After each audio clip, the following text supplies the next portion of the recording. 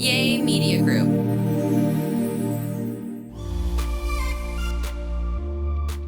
Yo, what's up, everybody? It's your boy Cornelius. And look who we have joining us today.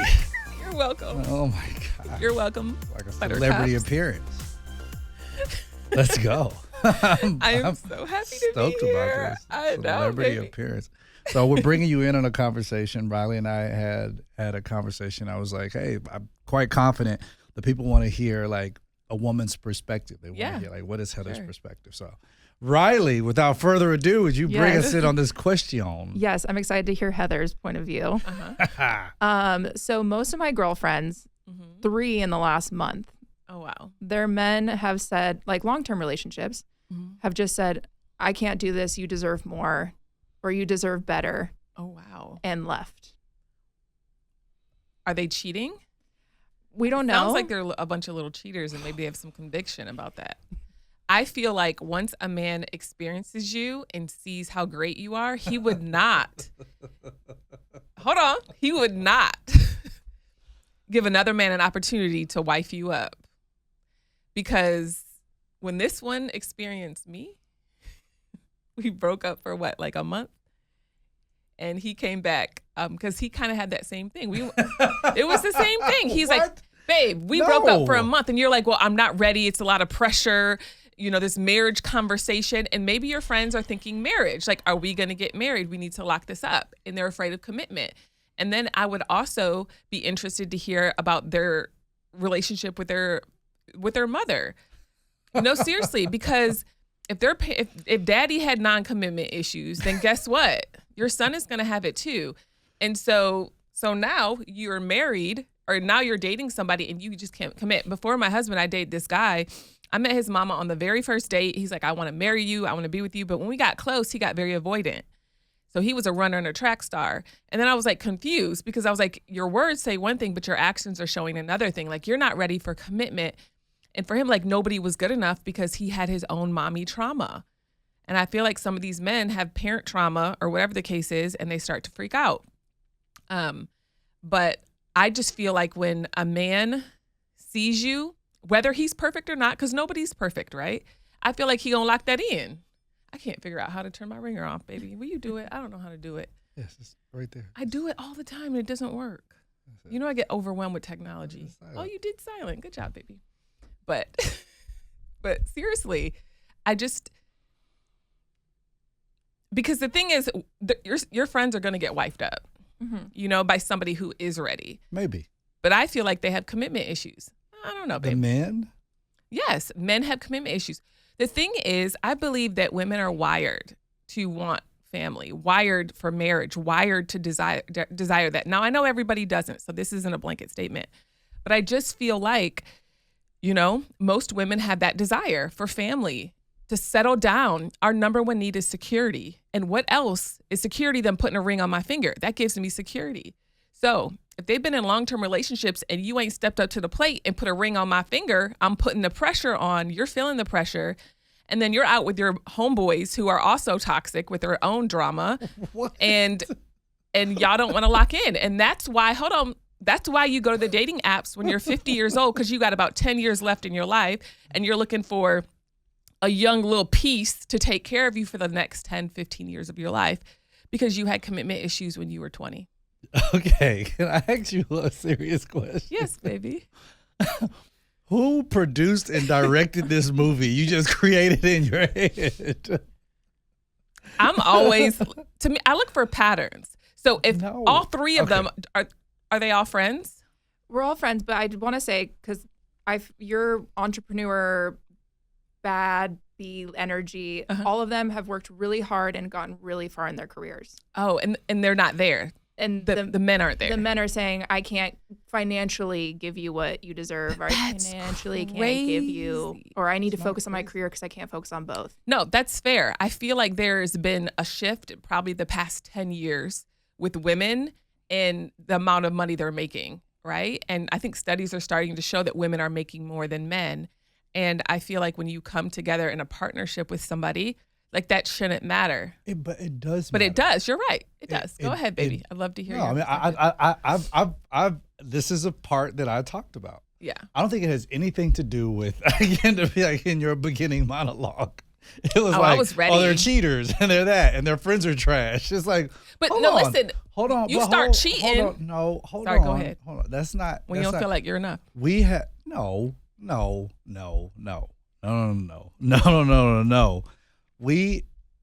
live in a society right now that is extremely performance driven. 100%. Especially for men.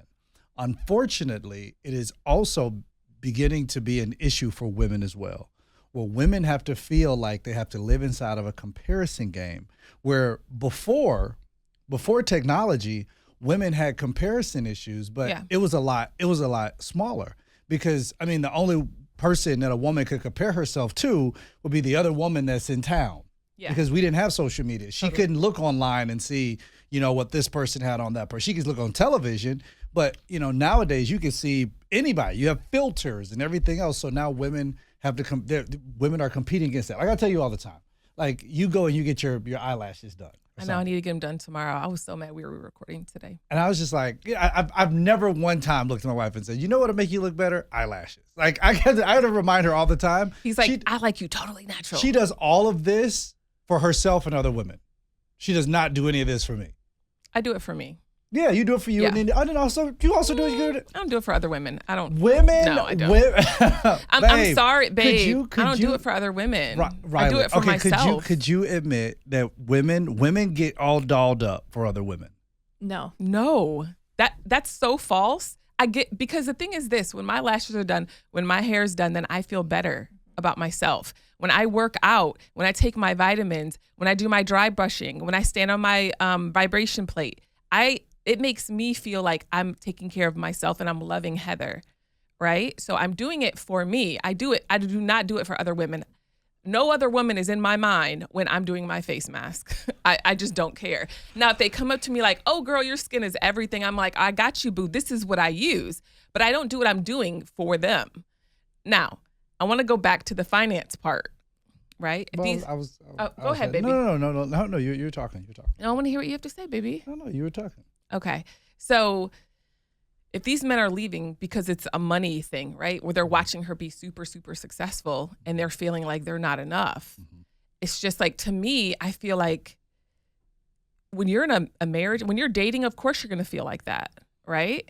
But I feel like if you really want to be with this person, you really love them, then you begin to work together as a team and figure out how to work together. Well, that makes great sense. But that is not the way our society is driven, and unfortunately, that's not the makeup or the design of masculinity of a man. So, what determines a man from a man's perspective? I think what society has is all about performance. Men are leaders. Our society, and the point I was seeking to make was that women like to compare themselves with other women, but now the way the society, the way feminism, in its extreme form, it has made women start to compare themselves with men. I don't compare myself with no man. But I said feminism in its most extreme form. So we can take yourself out of this. You're right, babe. You're right. I was saying, I'm not a feminist, so you're right. Feminism in its most extreme form has to compare yourself to men, which is why women come out and say, well, I can do anything that a man does. We don't recognize that with men and women that we have differences. Men in a natural capacity of masculinity desire to lead. They need to lead. They need a form of freedom, of autonomy.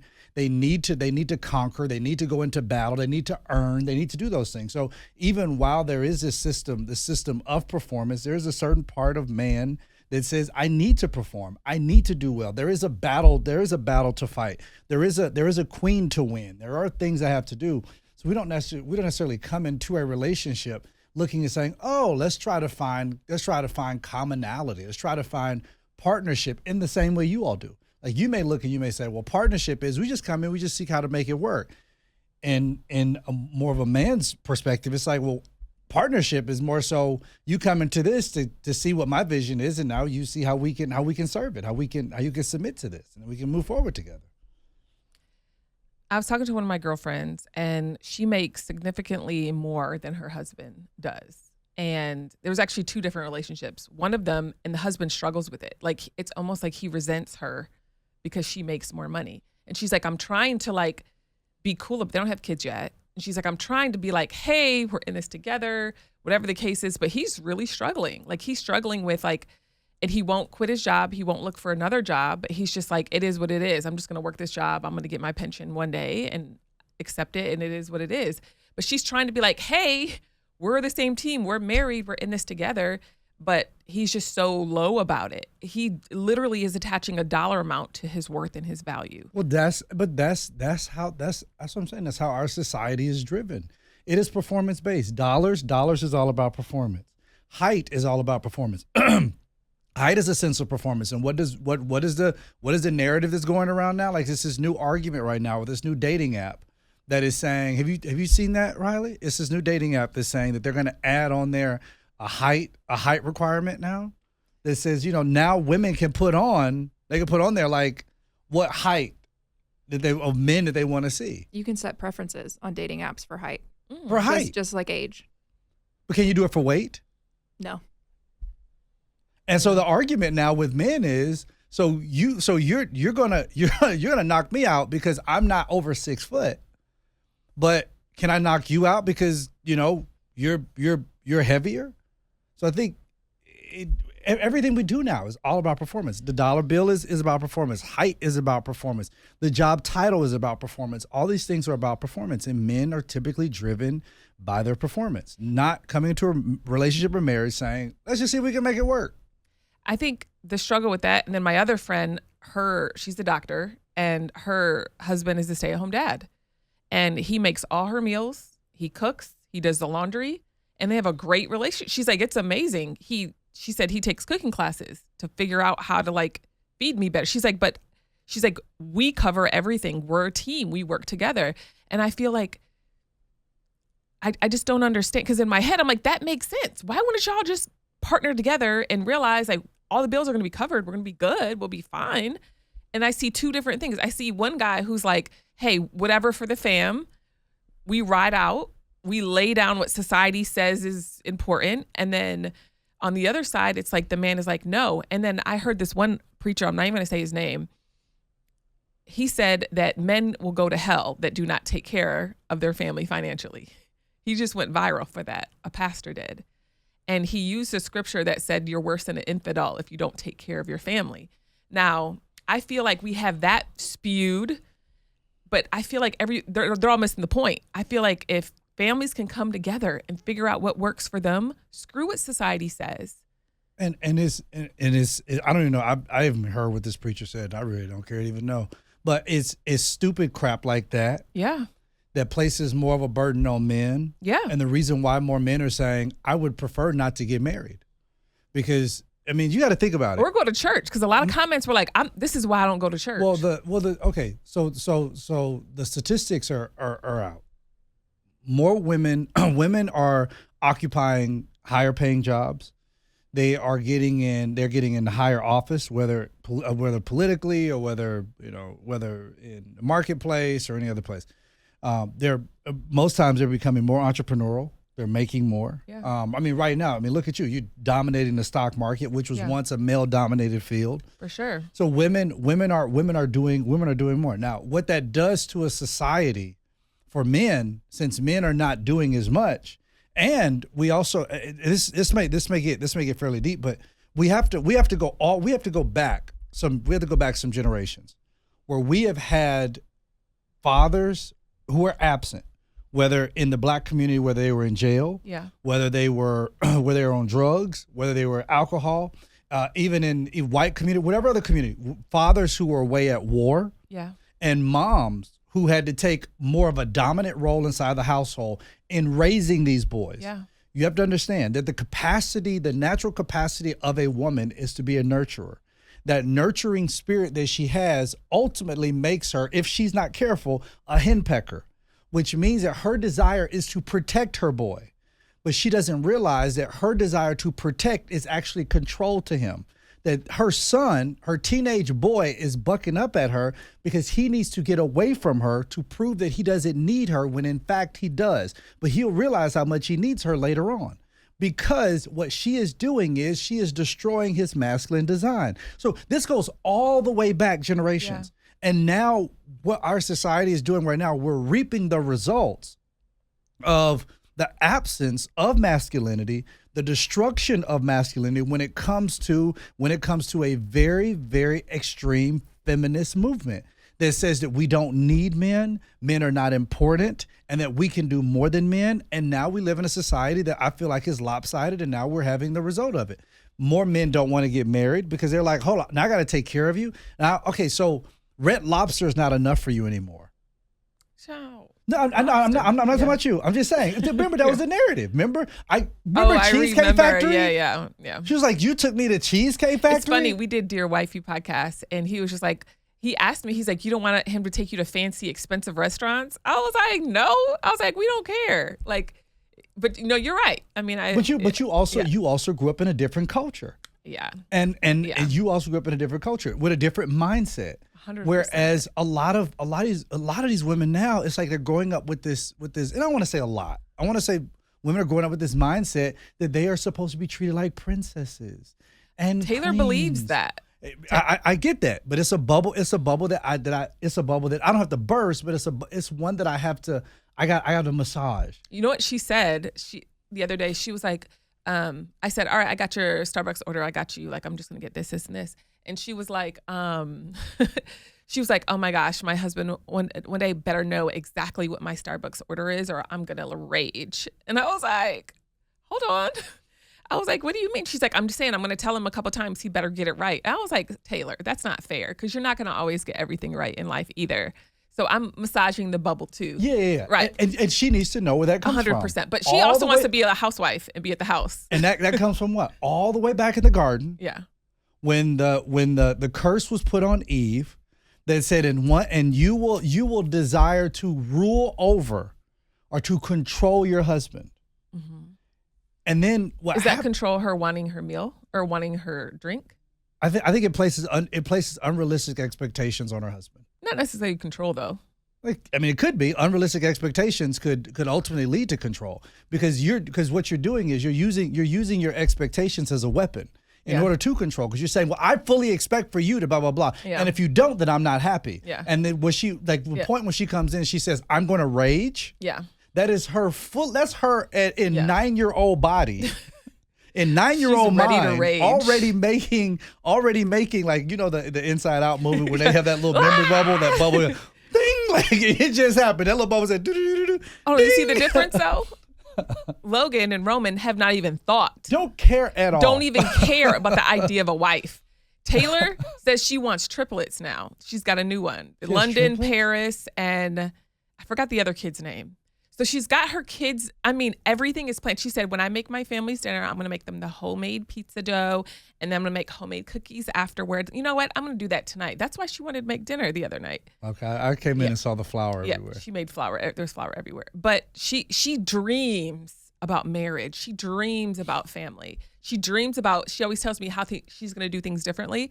And she's like, the house is organized, but my house is going to be so much more organized and labeled. Everything is going to be labeled. I'm like, good luck. Have 3 kids and holler at me, okay? There's a lot of stuff you say you going to do with your triplets, sis, that we going to barely babysit. I mean, we'll babysit, but like, I hire a nanny for you, mommy. No, I doubt that. I doubt that with you. You're going to be like, bring them babies over here. Why you leaving the babies home? I'm going to be like, can I breastfeed? But yeah, I'm that grandma. I don't care if she needs help breastfeeding.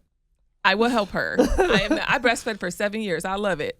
Anyways, but you're right. But it does. Hold on, you said goes something back, it goes years back ago. Historically. Okay, go ahead. Years ago at church, you said in order to change a community, you have to change first yourself and your family.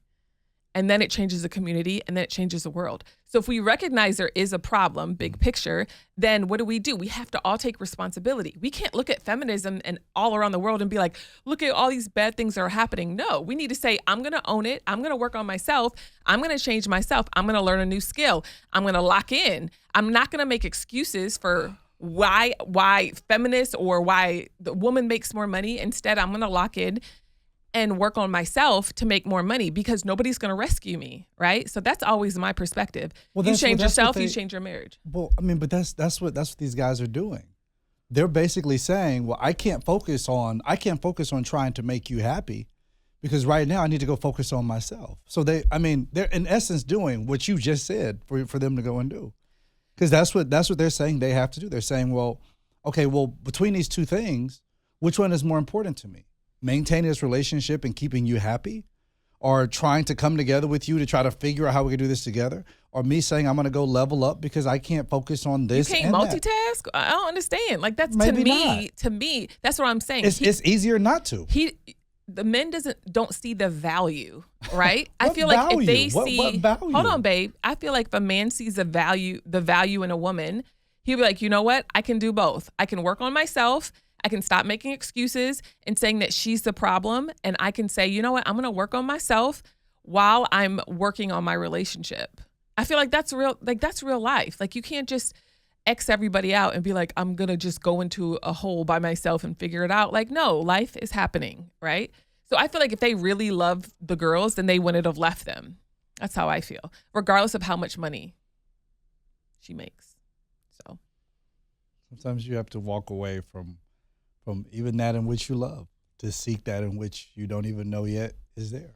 That is a part of the journey. Is that why you walked away after we were dating 1 month?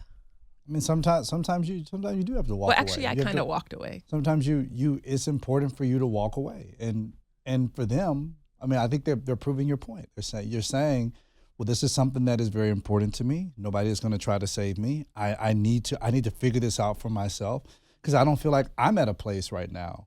How old are they? How old are these grown men? Late 20s, early 30s. Child. But I think this is a growing epidemic. It's not anything that's small.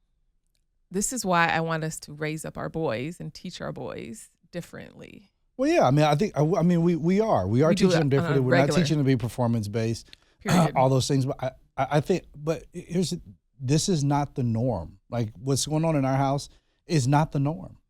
If you look at I'm telling you, the way that our society is going right now, and I heard you say, we're not putting a blame on feminism. We're not putting a blame on anything else. It is just the environment. It's like, I'm trying to grow seeds in a toxic land. And that's just buy a new land, create a new land. That's how I feel. It's not that easy. It's not that easy. Just create a new land. Okay. So let's take your situation for instance. Okay. You were adopted. Yeah. You have rejection. Lots of rejection, trauma. Okay, well just let go of the rejection. I'm working through it. And that's what I'm saying. But mine's different. No, it's not. It's not different. It is not different. No, because that's the feminism movement is. It is not. It's not directly attacking men. It's not. Hold on. Let me finish. What? No, baby. Listen, it's different. Like I was given up for adoption. Like I can trace that.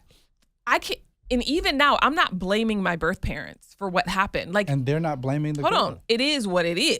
Like it happened. Mm-hmm. Right. So I feel like we can go from this one place to being like, this land is toxic, or I'm going to grow from where I'm planted. And for me, I have rejection issues. Going to a different ground. No, I'm not uprooting. Right where I'm at, I've decided to look around, pull up the weeds, plant new seeds, figure it out. Well, I don't want to be a statistic. What you say, baby? The soil's still toxic. It takes time, right? It takes time. You keep watering it. You keep planting the good stuff. But I feel like these men are making excuses, and the longer they make excuses, the longer they're going to stay stuck. Those words are very insensitive to men. I don't feel like the men are making excuses. I feel like what the men are doing is they're making a decision to the best of their knowledge. Mm-hmm. They're saying, listen, I know I'm in a great relationship, or I hope that I am. Mm-hmm. And I don't believe they're saying that these women are bad women. They're just saying that, listen, these are the cards of which I have been dealt. Here are some things that I need to figure out for myself, and I need to walk away. And honestly, it could very well be that Riley's friends are probably better off. They're probably just better off not being able to be in the relationship anymore. As difficult as that may seem, they may be better off. Because if he's not at a place where he can emotionally, dissect his situation where he is in the relationship while seeking this, she might be in a better position. It's like, okay, well, it might be better for me to just seek somebody else and grieve what I lost. Period. It's like I'll find somebody that doesn't think like that, think like a victim. But and I'm not trying to be offensive to the men that feel this way, babe. That's not my intention. So I apologize if I am. That's not my intention, babe.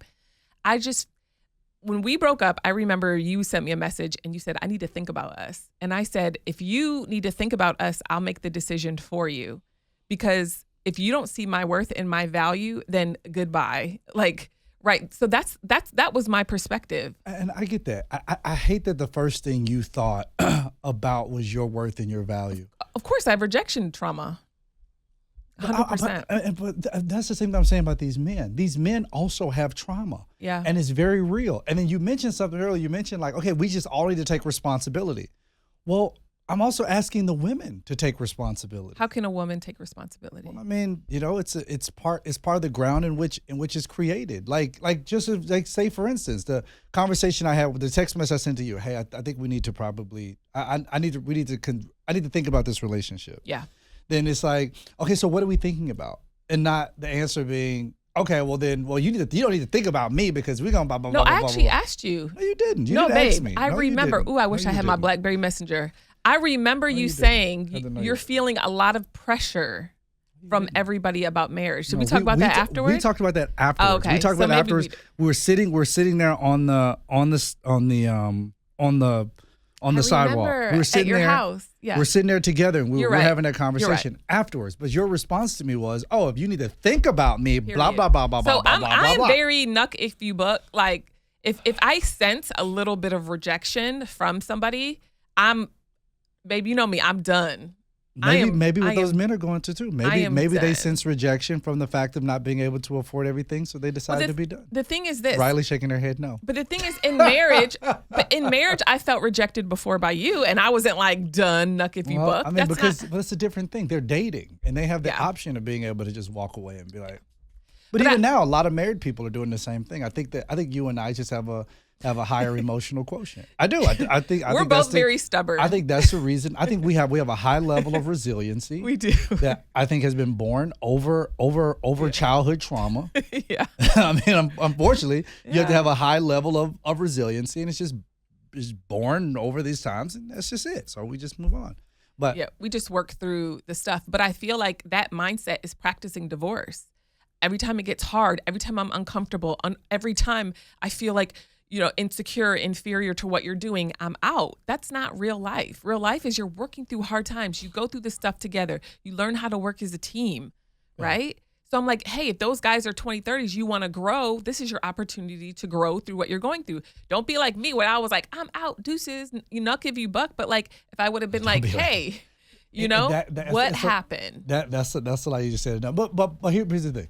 I'm glad we're having this conversation about men, and I'm also glad we're having this conversation about boys, because next week, guys, we are going to talk about a situation that happened with our oldest, with Logan. My sweet baby boy. Well, now, because I want to go more into depth about like my wife's role as a mother, my role as a father, and how the situation starts in the boys that ultimately become men. You're tough. dating them, you're married to them, you're having them, but you don't know how to deal with them. And then for the men who are listening, I'm going to speak our language, brother.